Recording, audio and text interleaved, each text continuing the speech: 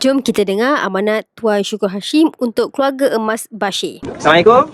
Sekarang ni saya bersama dengan best of the best mentor, Maha Guru Tuan Syukur Hashim.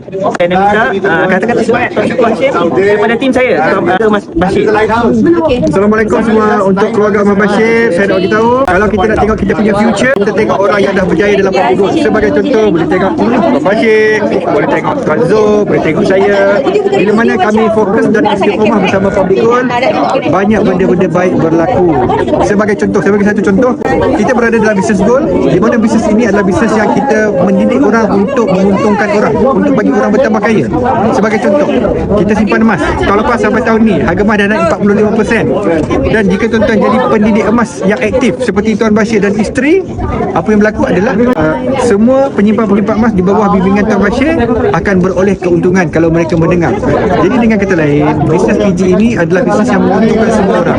Kalau kita educate orang ambil peluang untuk simpan emas di bawah bimbingan anda semua, mereka akan untung.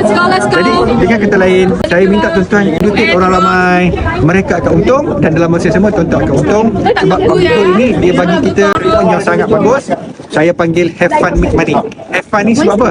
Sebab kita buat bisnes selalu kita educate orang, dan dalam masa yang sama kita make money sebab kita dapat banyak duit sebab kita berkongsi. So saya nak minta, kalau you tak tahu mana nak start, senang saja. Bagi tempoh 6 bulan untuk hadir meeting, untuk hadir training. 6 bulan. Fokus, jangan tinggal meeting, training semua. InsyaAllah akan dapat ilmu.